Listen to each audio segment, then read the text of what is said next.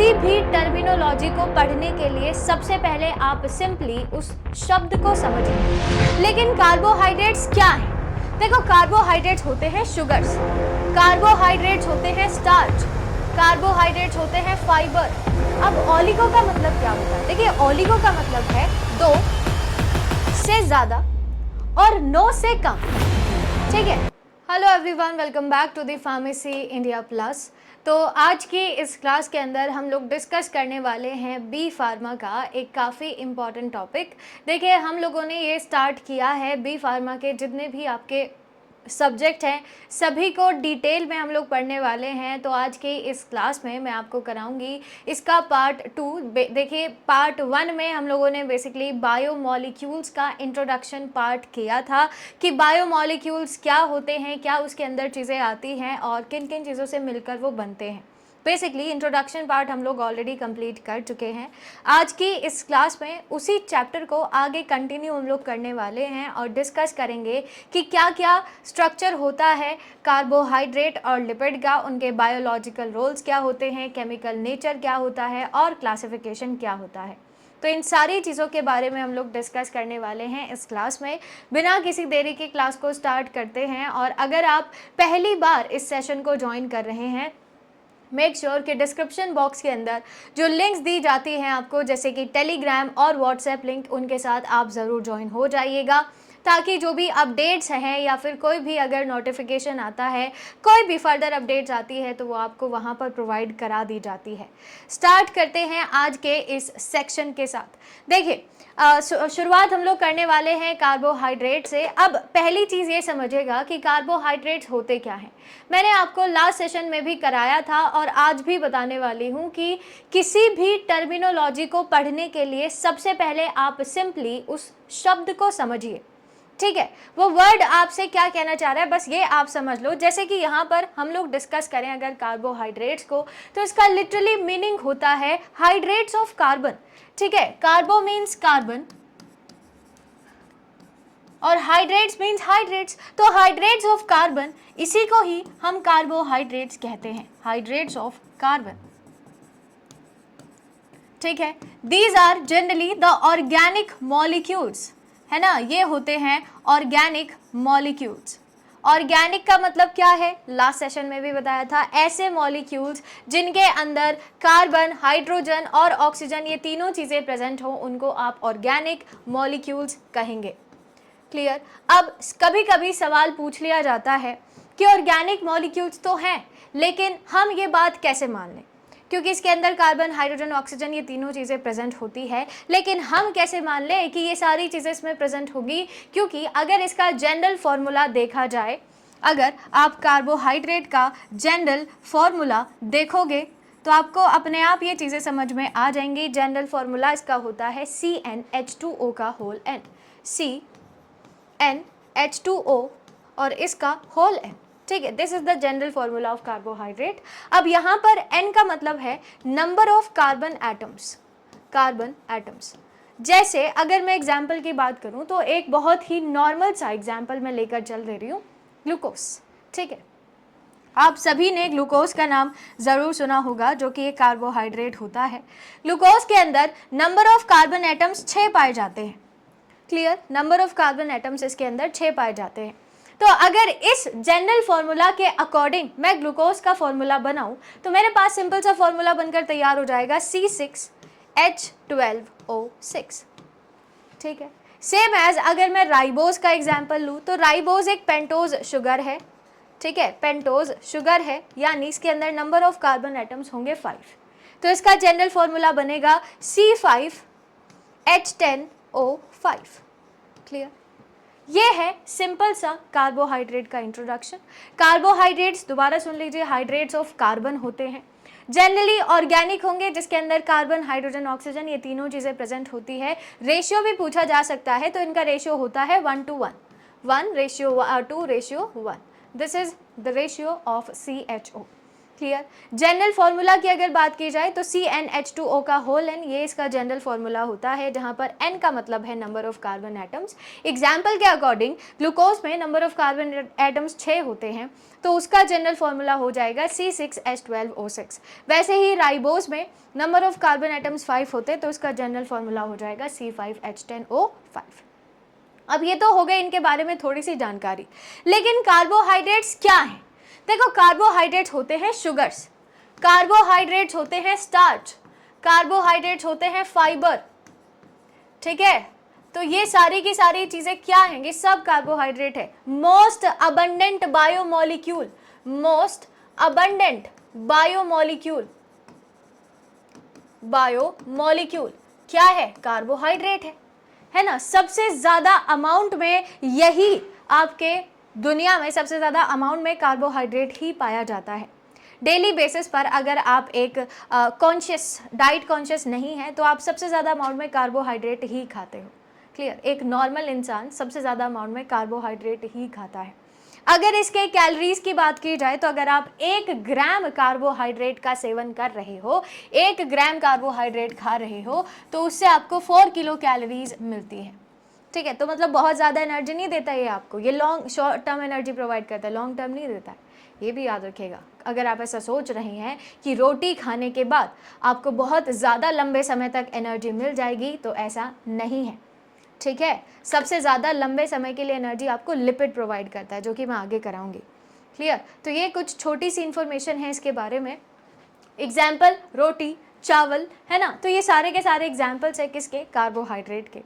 अब आगे बढ़ते हैं और इसके कुछ क्लासिफिकेशन के बारे में बात करते हैं कि क्या क्या क्लासिफिकेशन है, किस तरीके से क्लासिफाई किया जाता है कार्बोहाइड्रेट को। कार्बोहाइड्रेट्स को आप 2 पार्ट्स में क्लासिफाई करके चल सकते हो, एक तो है सिंपल, दूसरा होता है कॉम्प्लेक्स। ठीक है, एक है सिंपल कार्बोहाइड्रेट, सिंपल कार्बोहाइड्रेट, और दूसरा होता है कॉम्प्लेक्स कार्बोहाइड्रेट, कॉम्प्लेक्स कार्बोहाइड्रेट। ठीक है।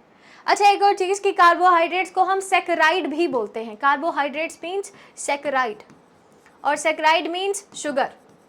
ठीक है, सैकराइड का मतलब सिंपली होता है शुगर, तो ये भी चीज याद रखिएगा, है ना। सैकराइड यानी शुगर। चलो, अब इसके बाद ये जो सिंपल कार्बोहाइड्रेट है, इसका और फर्दर क्लासिफिकेशन होता है 2 पार्ट्स में। एक है मोनोसैकराइड, मोनोसैकराइड, सो सैकराइड मीन्स शुगर, ठीक है, मोनोसैकराइड, और दूसरा होता है ओलिगोसैकराइड, ओलिगोसैकराइड। ठीक है। अब कॉम्प्लेक्स कार्बोहाइड्रेट का फर्दर क्लासिफिकेशन नहीं होता है, लेकिन सिर्फ एक ही इसके अंदर टाइप आएगा, वो है पॉलीसैकराइड। क्लियर। ये मैं आपको अभी आगे कराऊंगी डिटेल में, तीनों चीज़ें हम लोग डिस्कस करते हुए चलेंगे। मोनोसैकराइड की अगर बात करें तो this is the simplest form of carbohydrate, जिसको आप फर्दर क्लासिफाई नहीं कर सकते हैं। इसका सिर्फ एग्जाम्पल होते हैं और इसका डिवीजन होता है बेसिकली। ठीक है, डिवीजन होता है, वो मैं आगे कराऊंगी। बस अभी इतना याद रखिएगा, सिंपलेस्ट फॉर्म ऑफ कार्बोहाइड्रेट। ठीक है, सिंपलेस्ट फॉर्म ऑफ कार्बोहाइड्रेट, जिसके अंदर सिर्फ एक सिंगल यूनिट प्रेजेंट होती है, सिंगल यूनिट। इसको भी आप तोड़ के देख लो, मोनो मीन्स सिंगल, है ना। मोनो का मतलब होता है सिंगल, तुम्हारी तरह। क्लियर। तो मोनोसैकराइड यानी वो कार्बोहाइड्रेट जिसके अंदर सिंगल यूनिट प्रेजेंट होती है, उसको आप मोनोसैकराइड कह देते हैं। क्लियर। अब ओलिगो का मतलब क्या होता है? देखिए, ओलिगो का मतलब है 2 से ज्यादा और 9 से कम। ठीक है, 2 से ज्यादा और 9 से कम, इनके बीच में जितनी भी यूनिट्स आएंगी वो सब ओलिगोसैकराइड के अंदर ही आते हैं। एग्जाम्पल के तौर पे डाइसैकराइड, डाइसैकराइड। ठीक है, डाई मीन्स 2, तो जिसके अंदर 2 monosaccharide unit, 2 monomers unit present है, उसको आप क्या कहेंगे? डाइसैकराइड। जिसके अंदर 3 मोनोसैकराइड यूनिट प्रेजेंट होंगी तो वो ट्राइसैकराइड हो जाएगा। ठीक है, जिसके अंदर 4 होंगी वो टेट्रासैकराइड हो जाएगा, टेट्रासैकराइड हो जाएगा।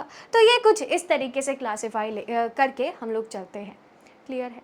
फिर इसके बाद नेक्स्ट इज पॉलीसैकराइड। अब पॉलीसैकराइड में देखो, 1 हो गया, 2 से लेकर 9 हो गए, लेकिन आगे क्या क्या इतने ही नंबर ऑफ कार्बन, इतने ही number of monomeric unit present होती है? नहीं, बहुत ज़्यादा मोनोमेरिक यूनिट भी प्रेजेंट होती है। तो वो सब 9 से ज़्यादा और इन्फिनिटी तक जितने भी मोनोसेक्राइड यूनिट्स अगर किसी भी कंपाउंड में प्रेजेंट है तो उसको हम कहेंगे पॉलीसेक्राइड। पॉली का मतलब होता है मोर देन 9, ठीक है, मोर देन 9। तो अगर 9 से ज़्यादा और चाहे जितने भी मोनोमेरिक यूनिट किसी भी कार्बोहाइड्रेट के अंदर प्रेजेंट हो उसको हम कहेंगे पॉलीसेक्राइड। क्लियर है? तो ये कुछ हमारे पास, और इसको हम कह सकते हैं most complex form of carbohydrate, most complex form of carbohydrate. ठीक है, ये है क्लासिफिकेशन कार्बोहाइड्रेट का on the basis of complexity. तो ये हम कह सकते हैं। आगे बढ़ते हैं, नेक्स्ट एक एक करके शुरुआत करने वाले हैं। जैसे कि सबसे पहला है मोनोसेक्राइड। मोनोसेक्राइड अभी बताया मैंने सिंपलेस्ट फॉर्म ऑफ कार्बोहाइड्रेट, क्योंकि मोनो का मतलब होता है सिंगल, ठीक है, और सेक्राइड अभी बताया मैंने शुगर। तो जो सिंगल या एक यूनिट शुगर से मिलकर बनी हो उसी को हम मोनोसेक्राइड कहते हैं।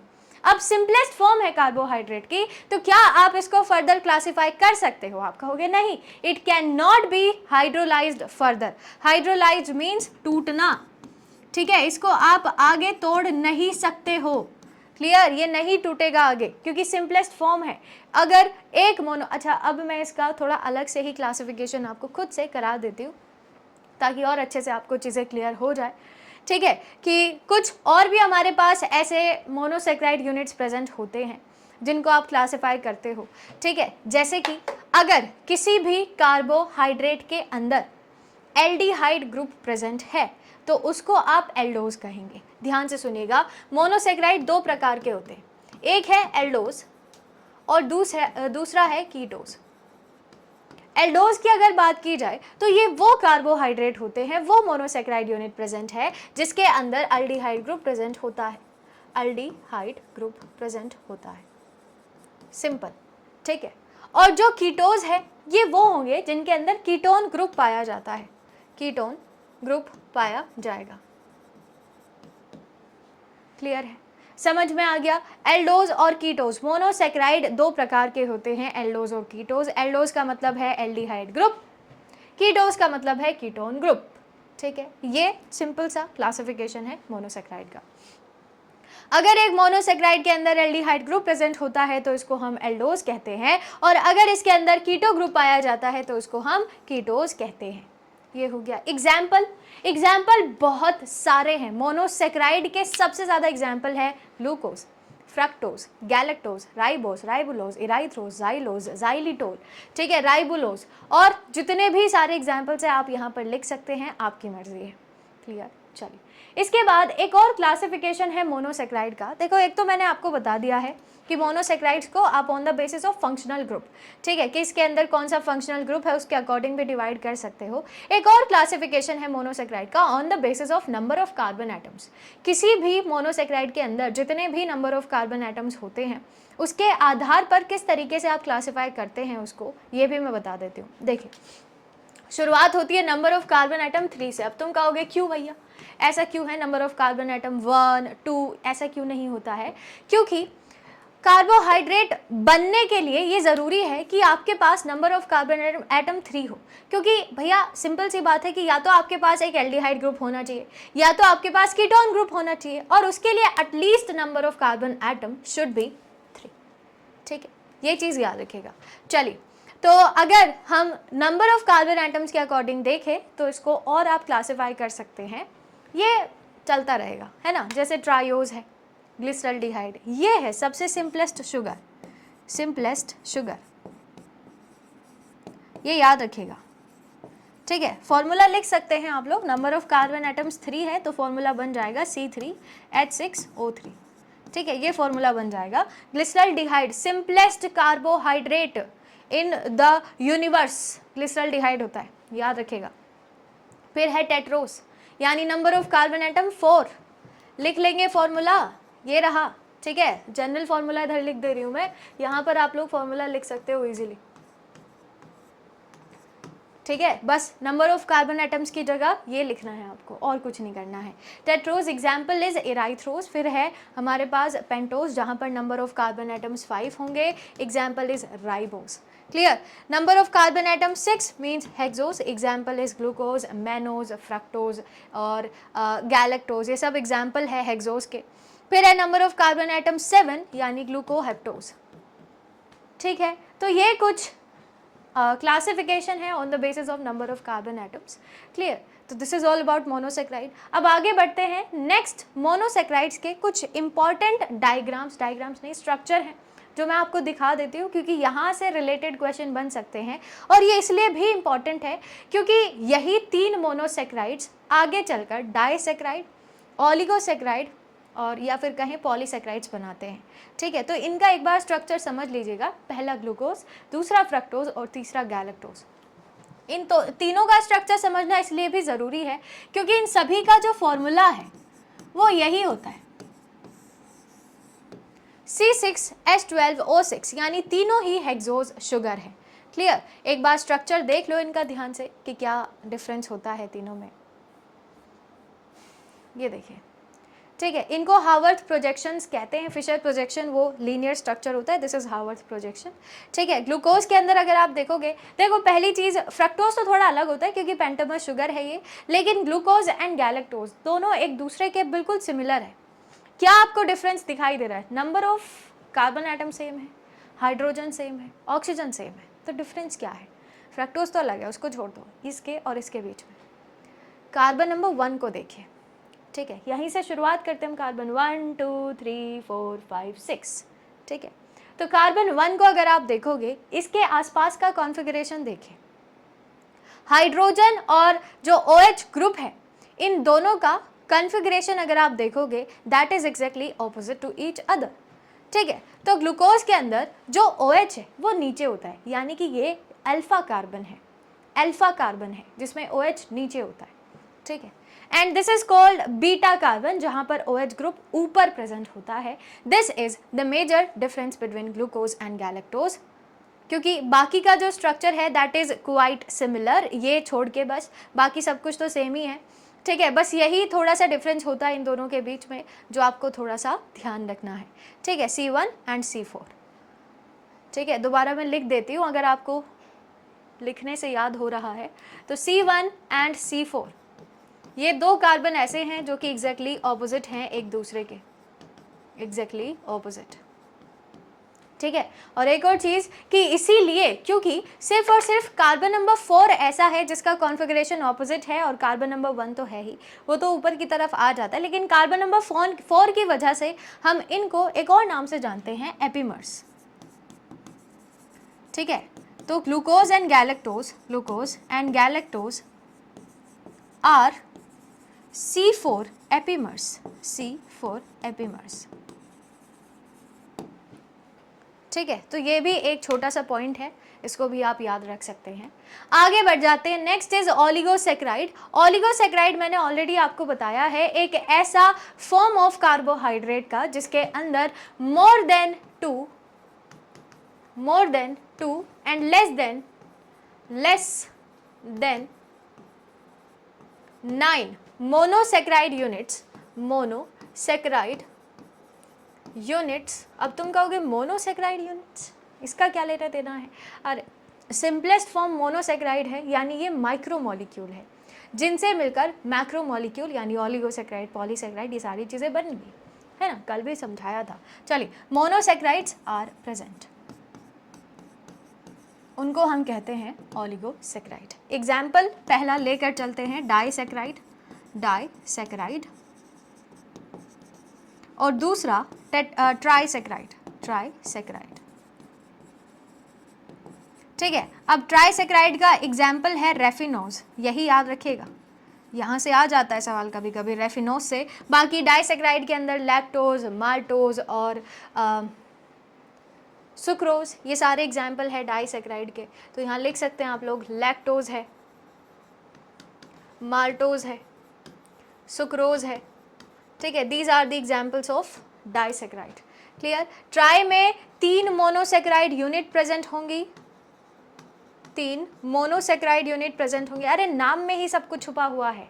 Try means 3, saccharide means sugar, तो 3 शुगर की जो यूनिट्स है आपस में मिलकर ट्राईसेक्राइड बनाती हैं। Di means 2, saccharide means sugar, तो वो कार्बोहाइड्रेट जिसके अंदर 2 शुगर की यूनिट्स आपस में मिलती हैं उनको आप कहते हैं डाईसेक्राइड। ठीक है, ये क्लियर हो गया। अब एक और चीज़, जैसे मैं एक सिंपल सा एग्जाम्पल लेकर चल दे रही हूँ माल्टोज का, क्योंकि सबसे सिंपलेस्ट डाईसेक्राइड यही है माल्टोज। इसको इधर ध्यान से देखिएगा, इसकी कुछ और चीज़ें हैं। देखो माल्टोज 2 चीज़ों से मिलकर बना है, 2 ग्लूकोज की यूनिट से, ग्लूकोज प्लस ग्लूकोज। अब आपने क्या सोचा है कि ये जो 2 यूनिट्स है ये आपस में मिलेंगी कैसे, यानी ये बाइंड कैसे होती है। देखिए हमेशा याद रखिएगा, चाहे कोई सा भी शुगर हो, कोई सा भी कार्बोहाइड्रेट हो, कोई सा भी सेक्राइड हो, उनके बीच में जो बॉन्ड प्रेजेंट होता है दैट इज ग्लाइकोसाइडिक लिंकेज। ठीक है, ग्लाइकोसाइडिक लिंकेज, तो ये लिख सकते हैं कनेक्टेड बाय या लिंक्ड बाय ग्लाइकोसाइडिक लिंकेज। अब ये बनता कैसे है, ठीक है, सवाल ये भी उठ जाता है कि ये बनता कैसे है। तो ये मैं यहाँ बनाकर दिखा देती हूँ क्योंकि उधर जगह नहीं है, आप इसको इधर देख सकते हैं कि किस तरीके से बनेगा। मान लीजिए मेरे पास ये एक ग्लूकोज की यूनिट है, अब मैं पूरा नहीं लिख रही हूँ, सिर्फ एक कार्बन नंबर 1 का इधर मैं OH लेकर चल रही हूँ। ठीक है, और इधर कार्बन नंबर 4 में OH ऊपर वाली तरफ होता है ना, कार्बन नंबर 4 में OH ऊपर वाली तरफ होगा, ये भी चीज़ आपको याद रखनी है। This is carbon number 1, this is carbon number 4। ठीक है, तो अब ध्यान से देखिएगा, ये हमारे पास इधर H है, इधर भी H है।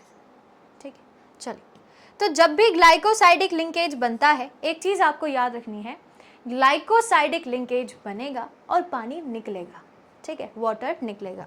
तो यहाँ से H और यहाँ से OH, यहाँ से H और यहाँ से OH, ये अगर मैं रिमूव कर दूँ, ठीक है, इसको H2O को अगर मैं रिमूव कर दूँ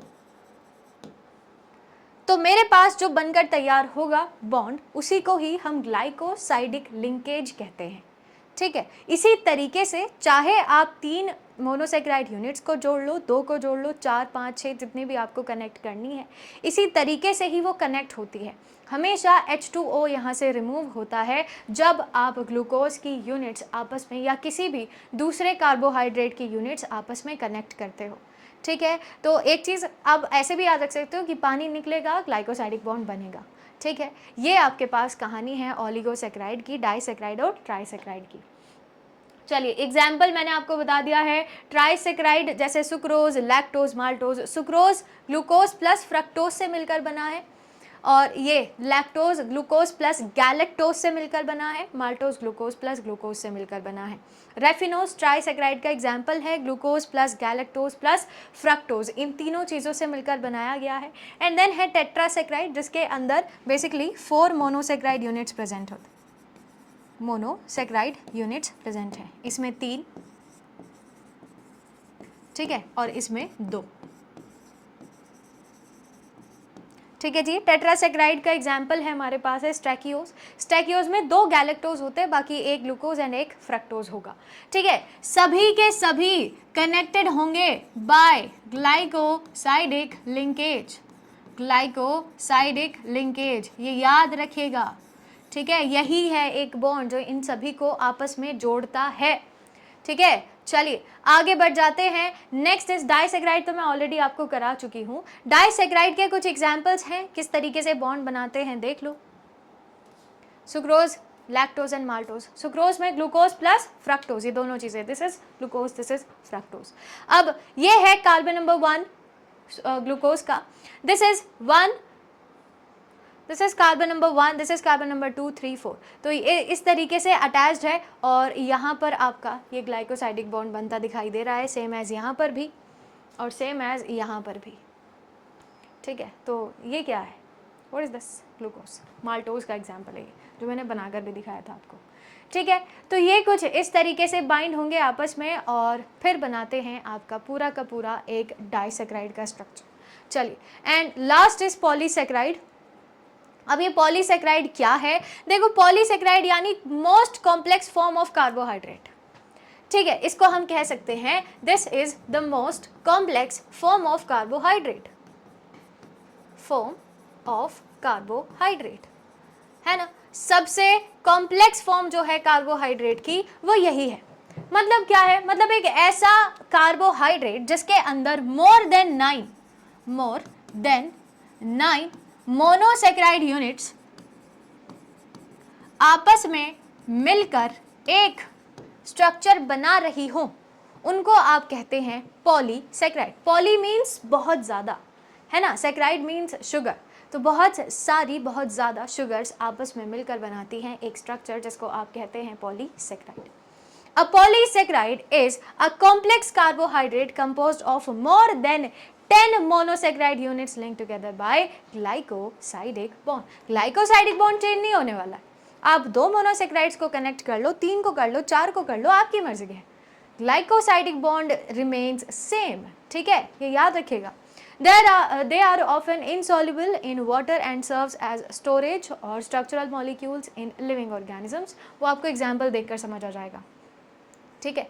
अब एक एक एग्जाम्पल्स के बारे में मैं बताने वाली हूँ, कुछ पर्टिकुलर एग्जाम्पल है विच आर वेरी इंपॉर्टेंट। पहला है स्टार्च।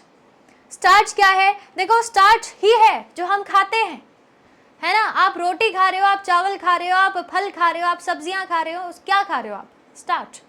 स्टार्च एक मेन स्टोरेज कंपोनेंट है कार्बोहाइड्रेट का इन प्लांट्स।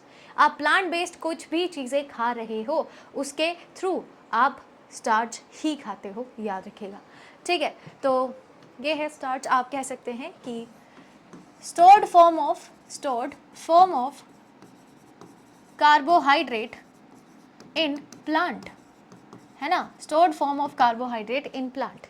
कैसा कार्बोहाइड्रेट है ये, कैसा पॉलीसेक्राइड है, होमोपॉलीसेक्राइड। बेसिकली ये सारे होमोपॉलीसेक्राइड है, सब होमोपॉलीसेक्राइड है, होमोपॉलीसेक्राइड। अब ये होमोपॉलीसेक्राइड का मतलब क्या है, देखो होमो का मतलब होता है सेम, तो वो कार्बोहाइड्रेट या वो पॉलीसेक्राइड जो कि सेम मोनोमेरिक यूनिट से मिलकर बने हो, जिनके अंदर एक ही प्रकार का मोनोसेक्राइड प्रेजेंट होता हो, उसको हम होमोपॉलीसेक्राइड कहते हैं। जैसे कि स्टार्च, ग्लाइकोजन, सेल्यूलोज, काइटिन वगैरह वगैरह, ठीक है। पहला हमारे पास है स्टार्च, अभी बताया मैंने, stored form of carbohydrate in plant, इसकी यूनिट है ग्लूकोज, यानी बहुत सारे ग्लूकोज के यूनिट्स आपस में मिले तब बनकर तैयार हुआ आपका एक स्टार्च। स्टार्च की और एक दो चीज़ें हैं, देखो स्टार्च में जो ग्लूकोज है ये 2 फॉर्म में प्रेजेंट होता है, एक है अमाइलोज और दूसरा है अमाइलोपेक्टिन। अमाइलोपेक्टिन। अब अगर स्टार्च के अमाइलोज के बारे में बात की जाए तो ये एक लीनियर स्ट्रक्चर है, ठीक है, और अमाइलोपेक्टिन एक ब्रांच्ड स्ट्रक्चर है। ये इन दोनों के बीच में मेजर डिफरेंस होता है, ठीक है। तो फाउंड इन प्लांट्स और एनर्जी स्टोर करेगा, ये आपको पता ही है। ग्लाइकोजन, अब ग्लाइकोजन क्या है, it is also known as animal starch, ठीक है, it is also known as animal starch. अब एनिमल स्टार्च का मतलब क्या है, जैसे कार्बोहाइड्रेट प्लांट में स्टार्च के फॉर्म में स्टोर हो रहा है, हमारी बॉडी के अंदर कार्बोहाइड्रेट ग्लाइकोजन के फॉर्म में स्टोर होगा क्या, मान लीजिए कि आपने खाई रोटी, तो आप रोटी खा रहे हो यानी आप स्टार्च खा रहे हो, स्टार्च किस में टूटेगा, ग्लूकोज के अंदर टूटेगा। अब जब आप 1 रोटी या 2 रोटी या 3 रोटी जब आप खा लेते हो तो आपका जो ब्लड शुगर है यानी ब्लड ग्लूकोज है वो धीरे धीरे ऊपर की तरफ जाएगा, तो हम एक्सेस ग्लूकोज को कन्वर्ट कर लेते हैं ग्लाइकोजन में, और फिर ये ग्लाइकोजन आप लिवर में या मसल्स के अंदर स्टोर कर लोगे। जब आपको बाद में इसकी ज़रूरत पड़ेगी तो आप इसको वापस ग्लूकोज में कन्वर्ट करके यूज़ कर लोगे, ठीक है। तो अगर आपको एक्सेस कार्बोहाइड्रेट या ग्लूकोज को स्टोर करना है अपनी बॉडी में बाद में इस्तेमाल करने के लिए, आप पहले उसको कन्वर्ट करते हैं ग्लाइकोजन में, और फिर ये ग्लाइकोजन जाकर आपके लिवर में, मेनली लिवर में, बाकी थोड़ा बहुत मसल्स में जाकर स्टोर हो जाएगा, और जब भी आपको इसकी ज़रूरत पड़ेगी ये वापस से ग्लूकोज में कन्वर्ट हो जाता है, ठीक है। तो ये इसीलिए इसको हम कहते हैं stored form of carbohydrate in animals, ठीक है, याद रखिएगा, it is also known as animal starch. चलिए, found in animals, energy storage in liver and muscles. Third is cellulose which is a structural polysaccharide, structural polysaccharide, ठीक है। कारण क्या है, देखो ग्लूकोज से ही मिलकर बना है। अब स्ट्रक्चरल क्यों कहा इसको, क्योंकि ये कोई खाने वाने को स्टोर नहीं करता है। बस एक चीज़ याद रखिएगा कि जो सेल्यूलोज है ये प्लांट की सेल वॉल का मेन कंपोनेंट है and can not be digested by human beings. ठीक है, ये प्लांट की सेल वॉल में मेन कंपोनेंट की तरह प्रेजेंट ज़रूर होता है। हम प्लांट बेस्ड चीज़ें भी खाते हैं, मीन्स हम प्लांट की सेल वॉल भी खा रहे होंगे। ठीक है, लेकिन हमारी बॉडी इसको डाइजेस्ट ही नहीं कर पाती है, क्योंकि हमारे पास इसको डाइजेस्ट करने वाला एंजाइम ही नहीं होता है, जिसका नाम है सेल्यूलेज। ठीक है, ये दूसरे एनिमल्स के गट में प्रेजेंट होता है, जैसे कि भैंस, बकरी, गाय। ठीक है, वो चारे ही खाती है। क्लियर, तो उनके गट में पाया जाता है, लेकिन ह्यूमन बॉडी लैक्स सेल्यूलेज, इसीलिए हम सेल्यूलोज को डाइजेस्ट भी नहीं कर पाते हैं। बस ये फाइबर की तरह काम करेगा हमारी बॉडी में, बस ये इसका बेसिकली काम होता है। ठीक है, तो खैर it is also structural polysaccharide और ये प्लांट की सेल वॉल में पाया जाता है। इसका स्ट्रक्चरल रोल है, ये खाने को स्टोर नहीं करेगा, याद रखिएगा। ठीक है, एंड देन है काइटिन। काइटिन बनता है फ्रक्टोज से। ठीक है, यहाँ देखो एन एसिटिल ग्लूकोजामीन लिखा हुआ है ना, इससे मिलकर ये बनेगा। एक चीज़ याद रखिएगा, काइटिन का जो मोनोमेरिक यूनिट है, मोनोमेरिक यूनिट जो है दैट इज फ्रक्टोज। क्लियर, वो है फ्रक्टोज। ये भी एक होमोपॉलीसेक्राइड ही है। और काइटिन एक बहुत ही इंपॉर्टेंट कंपोनेंट है आर्थ्रोपोड्स के एक्सोस्केलेटन का। ठीक है, हमारे अंदर एंडोस्केलेटन पाया जाता है, जैसे कॉकरोच। ठीक है, उसमें एक्सोस्केलेटन पाया जाएगा। इसी के अलावा फंगस की जो सेल वॉल है उसका भी मेन कंपोनेंट काइटिन ही होता है। ठीक है, तो ये आर्थ्रोपोड्स का एग्जाम्पल लिख सकते हैं आप लोग, कॉकरोच। क्लियर, तो ये कुछ आपके पास पॉलीसेक्राइड्स हैं, उनके एग्जाम्पल्स और उनके मोनोमेरिक यूनिट एंड उनके फंक्शंस के साथ। क्लियर, चलिए आगे बढ़ते हैं। अब हम लोग डिस्कस करने वाले हैं कि क्या केमिकल नेचर है कार्बोहाइड्रेट का। तो कार्बोहाइड्रेट्स आप सभी को पता होगा ऑर्गेनिक कंपाउंड्स होते हैं, जिसके अंदर कार्बन, हाइड्रोजन, ऑक्सीजन, तीनों चीज़ें प्रेजेंट होती हैं, usually in the molar ratio 1:1। Already मैं सारी चीज़ें बता चुकी हूँ। कार्बोहाइड्रेट्स आर पॉलीहाइड्रोक्सी एल्डिहाइड या कीटोन्स, क्योंकि या तो किसी कार्बोहाइड्रेट के अंदर एल्डिहाइड ग्रुप होता है या फिर कीटोन होता है। ठीक है, क्लियर, और बस यही चीज़ें हैं। This means that every carbohydrate molecule contains multiple hydroxy group यानी OH and either an aldehyde या फिर ए कीटोन ग्रुप। क्लियर, ठीक है। They are also optically active, optically active होते हैं, याद रखिएगा, क्योंकि एसिमेट्रिक कायरल एटम इनके अंदर प्रेजेंट होगा, तो हमेशा ऑप्टिकली एक्टिव होते हैं carbohydrates, which makes them exist in different isomeric forms, जैसे कि D एंड L फॉर्म। हमारी बॉडी में ज़्यादातर D फॉर्म्स ऑफ कार्बोहाइड्रेट्स पाए जाते हैं, जैसे D fructose, D glucose, D galactose, D mannose, है ना। तो ये याद रखिएगा। बस ये कुछ केमिकल नेचर हैं कार्बोहाइड्रेट्स के, इसको एक बार पढ़ लेना।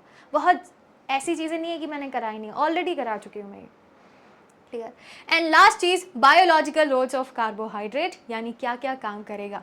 अभी बताया मैंने कि आपकी बॉडी के अंदर कार्बोहाइड्रेट ग्लाइकोजन के फॉर्म में स्टोर होगा और फिर आपको जब भी एनर्जी की ज़रूरत पड़ेगी तो ये धीरे धीरे ग्लूकोज के अंदर कन्वर्ट होकर आपको एनर्जी प्रोवाइड करेगा।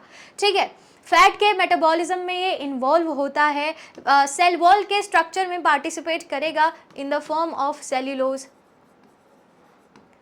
क्लियर, फिर इसके बाद डिटॉक्सिफिकेशन में इन्वॉल्व होते हैं carbohydrate, help control blood glucose and insulin metabolism. ठीक है, क्योंकि ब्लड शुगर इज ग्लूकोज। ठीक है, glucose. Carbohydrates are intermediates in synthesis of fats and proteins. तो अगर फैट्स और प्रोटीन्स को फॉर्म करना है आपको अपनी बॉडी में, उसके लिए भी आपको कार्बोहाइड्रेट की ज़रूरत पड़ती है। तो यहाँ तक कंप्लीट होता है आपका पूरा कार्बोहाइड्रेट। ठीक है, अब आज के ही सेशन में एक और मैं आपको कंपोनेंट कराने वाली हूँ, दैट इज़ लिपिड। ठीक है, फिर इसके बाद आपके पास 3 कंपोनेंट्स बच जाएंगे, एक न्यूक्लिक एसिड, एक अमीनो एसिड और एक प्रोटीन, जो हम नेक्स्ट लेक्चर में कंप्लीट करेंगे। अभी फ़िलहाल डिस्कस करने वाले हैं हम लोग लिपिड्स को। लिपिड्स क्या होते हैं, देखिए ये भी एक काफ़ी बड़ा पार्ट है इस चैप्टर का। ठीक है, काफ़ी लंबा ये लेक्चर होने वाला है, लेकिन ठीक है। लिपिड्स क्या हैं, देखो लिपिड्स हैं बेसिकली फैट, या आप कह लीजिए कि esters of fatty acids and glycerol, है ना। क्या मैं कह सकती हूँ कि these are the esters of fatty acids and glycerol, ठीक है। फैटी एसिड और ग्लिसरॉल के एस्टर्स होते हैं लिपिड। क्या ये सॉल्युबल हैं पानी में, क्या ये ऑर्गेनिक होते हैं, क्या ये पोलर होते हैं? तो पहला, ये इनसॉल्युबल होते हैं पानी में, दूसरा ये ऑर्गेनिक है, और तीसरा ये नॉन पोलर होते हैं, ठीक है। सबसे पहले यही हम लोग बात कर लेते हैं कि ये इनसॉल्युबल क्यों है पानी में। देखो, इसकी एक कहानी है छोटी सी। पहले ये समझेगा कि पानी का नेचर कैसा है। वाटर, क्या वाटर एक पोलर मॉलिक्यूल है, पोलर सब्सटेंस है? आप कहोगे हाँ, water is a polar solvent. और लिपिड क्या है? अभी बताया मैंने, लिपिड्स आर नॉन पोलर। तो क्या एक non polar molecule polar solvent में घुल सकता है? आप कहोगे नहीं। इसीलिए जो लिपिड्स है, these are insoluble in water. समझ में आया कि क्या इसका रीजन है? भैया लिपिड्स होते हैं नॉन पोलर और वाटर है पोलर, तो नॉन पोलर और पोलर का कोई मेल ही नहीं है, ठीक है। तो बस इसीलिए याद रखिएगा, lipids are insoluble in polar molecules, polar solvent for example is water, ठीक है। लेकिन नॉन पोलर सॉल्वेंट में ये आराम से घुल जाते हैं, जैसे कि क्लोरोफॉर्म, ठीक है, क्लोरोफॉर्म हो गया, या फिर बस क्लोरोफॉर्म ही याद रखो, example is chloroform, soluble in non polar solvent, ठीक है, जैसे कि chloroform.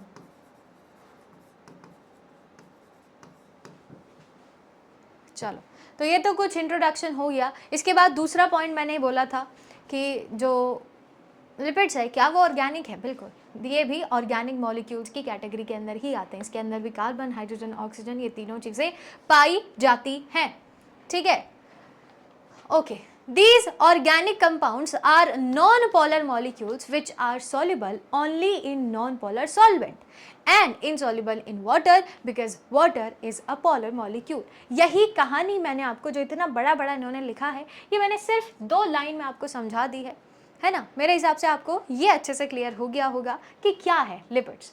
Lipids are an essential component of the cell membrane in the form of phospholipid, phospholipid, ठीक है। आपने जब सेल चैप्टर पढ़ा होगा तब आपको इसके बारे में थोड़ा बहुत आइडिया लग गया होगा कि सेल मेम्ब्रेन यानी प्लाज्मा मेम्ब्रेन का मेन कंपोनेंट जो होता है वो है फॉस्फोलिपिड, और फॉस्फोलिपिड एक लिपिड का ही एग्जाम्पल है। स्ट्रक्चर जो होता है लिपिड्स का वो एक काफ़ी टिपिकल स्ट्रक्चर है जो कि 2 चीज़ों से मिलकर बनता है। एक तो है ग्लिसरॉल की बैकबोन, है ना, एक हाइड्रोफोबिक टेल, और इसी के साथ ही साथ एक हाइड्रोफिलिक हेड, ठीक है। ये 3 चीज़ें पाई जाती हैं। पहला हाइड्रोफोबिक टेल, ठीक है, हाइड्रोफिलिक हेड, और बस यही 2 चीज़ें हैं बेसिकली, ठीक है। चलो, मैं आपको एक बार स्ट्रक्चर बनाकर दिखाकर दे देती हूँ कि कैसा लिपिड का स्ट्रक्चर होता है, कुछ इस तरीके का।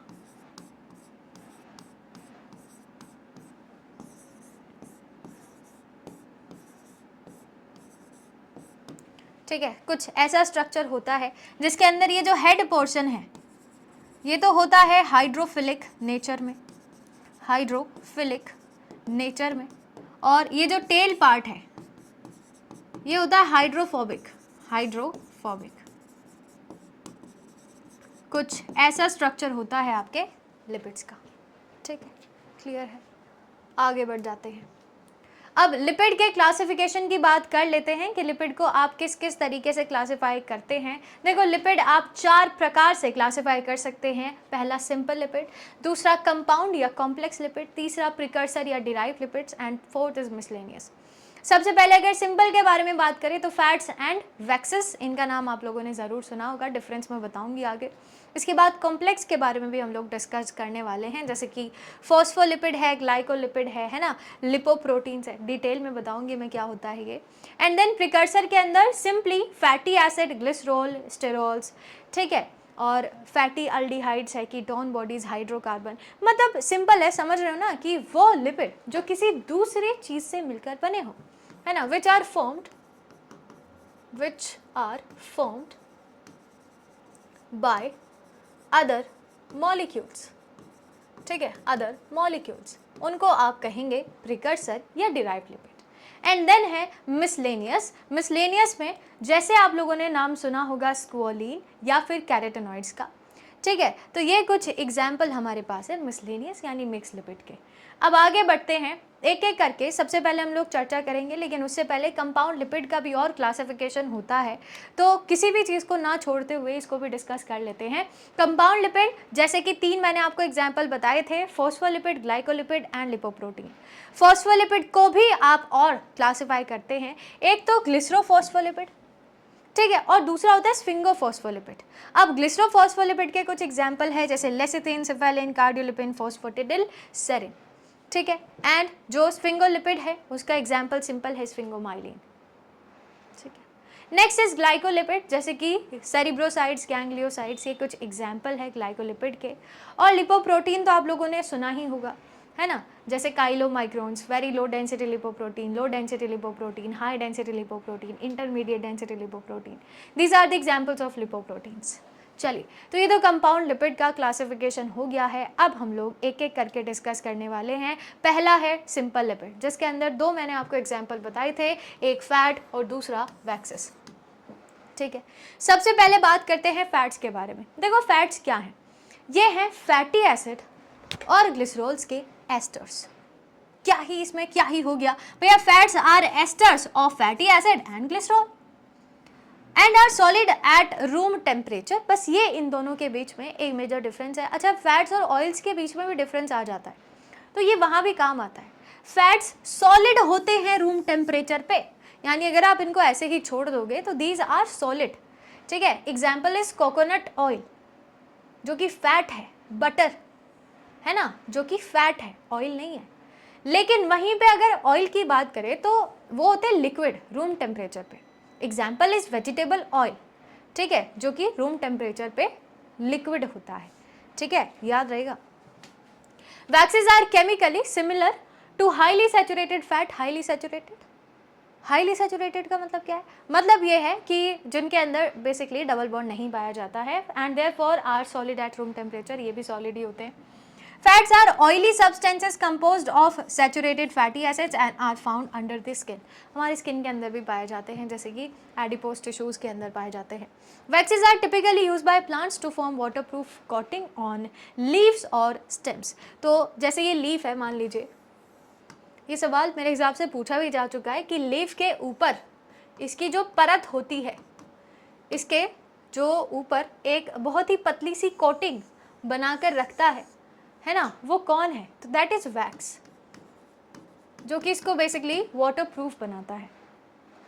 इन animal waxes are produced to provide waterproofing for fur और इंसेक्ट शेल्स। अभी जैसा कि मैंने आपको बताया, ठीक है। तो इस तरीके से वैक्सेस का इस्तेमाल किया जाता है। ये है major difference between fats and waxes, clear. फिर इसके बाद कॉम्प्लेक्स लिपिड के बारे में बात कर लेते हैं। जैसे सबसे पहला हमारे पास है फॉस्फोलिपिड। अब इसी में ही देख लो क्या है, एक तो है फॉस्फो और दूसरा है लिपिड। अच्छा, कॉम्प्लेक्स लिपिड को पहचानने के लिए मैं आपको एक छोटा सा तरीका भी बता देती हूँ। देखो, कभी भी कॉम्प्लेक्स या कंपाउंड लिपिड को आपको एग्जाम्पल देना हो या पहचानना हो कि ऑड वन आउट करिए, तो उसके लिए आप सिंपली याद रखो कि जो कॉम्प्लेक्स लिपिड होते हैं वो हमेशा जोड़ों में रहते हैं, पेयर्ड, है ना, जिसके अंदर एक लिपिड पार्ट भी है, एक नॉन लिपिड पार्ट भी है। यहाँ पर लिपिड पार्ट इज लिपिड, लेकिन non lipid part is phospho, समझ रहे हो। तो इस तरीके से याद रखना है कि हमेशा जो कंपाउंड या कॉम्प्लेक्स लिपिड हैं वो जोड़ों में रहते हैं, कभी भी सिंगल नहीं रहेंगे। Contain phosphate group, phosphate group होगा यहाँ पे, नाम में ही है भाई, फॉस्फेट, ठीक है। अब इसके 2 मेन टाइप्स हैं। पहला जो टाइप है दैट इज ग्लिसरोफॉस्फोलिपिड और दूसरा है स्फिंगोफॉस्फोलिपिड। मैंने वहाँ भी आपको एग्जाम्पल कराए थे। ग्लिसरोफॉस्फोलिपिड के अंदर एक सिंपल सी चीज़ है, वो फॉस्फोलिपिड जो कि ग्लिसरॉल, फैटी एसिड, फॉस्फेट और नाइट्रोजनस बेस से मिलकर बना है। 4 चीज़ें होंगी, 4 चीज़ें आपको याद रखनी है। पहला ग्लिसरॉल, दूसरा फैटी एसिड, तीसरा phosphate and fourth is nitrogenous base. जो ये चारों चीज़ों से मिलकर बना है उसको आप ग्लिसरोफॉस्फोलिपिड कहेंगे। एग्जाम्पल इज लेसिथिन, ठीक है। दूसरा है स्फिंगोफॉस्फोलिपिड। अब स्फिंगोफॉस्फोलिपिड के अंदर सिंपल सा एक चीज़ याद रखिएगा कि ग्लिसरॉल की जगह स्फिंगोसिन होगा, खत्म। बस यही मेजर डिफरेंस है इन दोनों के बीच में। उसमें ग्लिसरॉल है, इसमें स्फिंगोसिन है, बेसिक सी चीज़ है, ठीक है, हो जाएगा याद।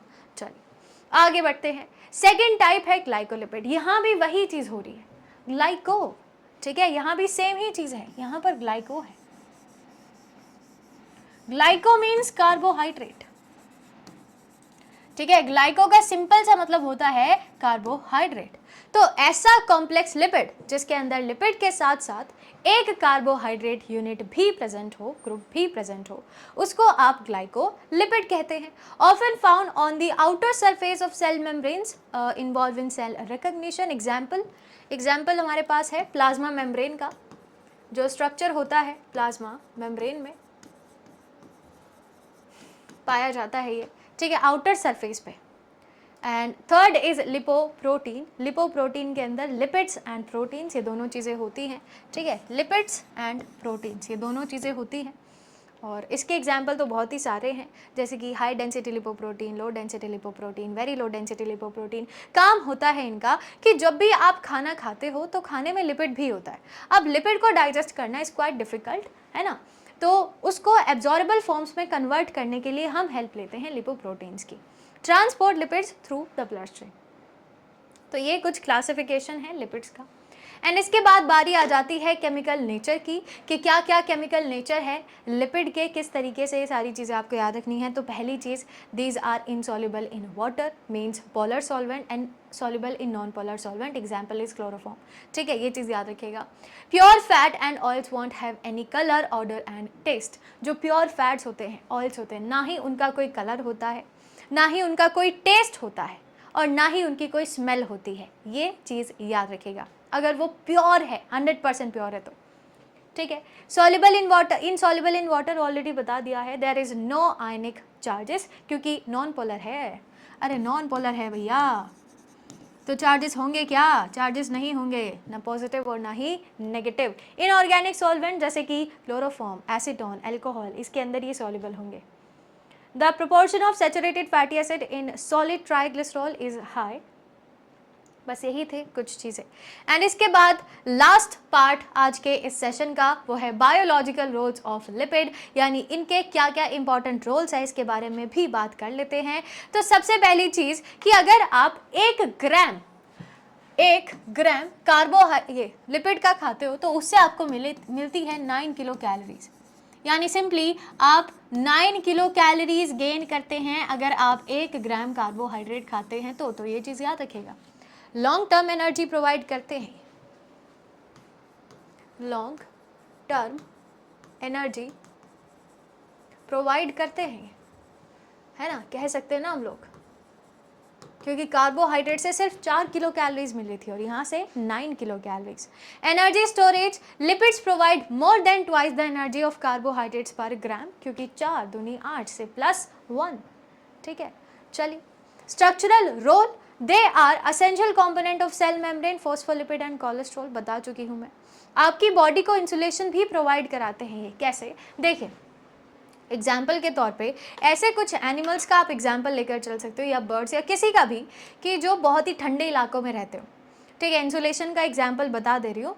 अब उनके पास ऐसा नहीं है कि भैया बर्फ़ पड़ रही है तो एक रज़ाई ओढ़ लो, 2 ओढ़ लो, है ना, या एक कंबल पहन लो, या समझ लो जैकेट पहन लो, 2 3 4 जैकेट पहन लो, ऐसा तो नहीं होता है। लेकिन फिर भी वो जीवित रह जाते हैं, इसी की वजह से उनका जो एडिपोज टिश्यू है या उनके स्किन के नीचे एक काफ़ी मोटी लेयर पाई जाती है फैटी लिपिड की, ठीक है, जो इनको उनकी बॉडी को इंसुलेशन प्रोवाइड करती है, बॉडी का टेम्परेचर मेंटेन करने में हेल्प करता है। Fat cushions organs and help regulate body temperature. And then is hormone precursor, steroidal hormones का फॉर्मेशन, जैसे कि एस्ट्रोजन, प्रोजेस्टेरॉन, टेस्टोस्टेरोन, इन सभी का फॉर्मेशन कोलेस्ट्रॉल से होता है, एंड कोलेस्ट्रॉल एक लिपिड है, ठीक है। इसी के अलावा बाइल एसिड, विटामिन डी, इन सब का फॉर्मेशन भी किसकी हेल्प से होता है? Cholesterol, which is a lipid, ठीक है।